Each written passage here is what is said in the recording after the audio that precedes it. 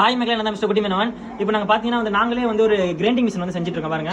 இந்த மாதிரி மோட்டர் ஒன்று நாங்கள் எடுத்துக்கிட்டோம். மோட்டர் எடுத்துக்கிட்டு இந்த மாதிரி பிவிசி கப்ளர் ஒன்று எடுத்துக்கிட்டு இப்போ நாங்கள் வந்து ஸ்க்ரூ வந்து இதில் போட்டு வச்சுக்கிறோம். இதில் 2 ஸ்க்ரூ போட்டு வச்சுக்கிறோம். இந்த மோட்டர் நாங்கள் ஃபைனலாக எப்படி வருதுன்னு சொல்லிட்டு பாருங்க.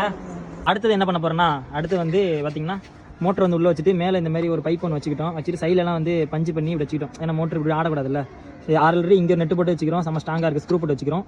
அதுக்கு மேலே இந்த ஒரு பைப் இருக்குல்ல, இது வந்து இப்படி போட்டு அதுக்கப்புறம் இதை வந்து இது இப்படி வச்சிரும். அழகா பாருங்க, கிரைண்டிங் மிஷின். இது வந்து நம்ம வந்து பேட்டரியில தான் பயன்படுத்தி, நிறைய போட்லாம் இப்போ தனியாக ஒரு இடத்துல கிடக்குது, நாங்கள் கரண்ட்லாம் இழுக்க முடியாதுல்ல.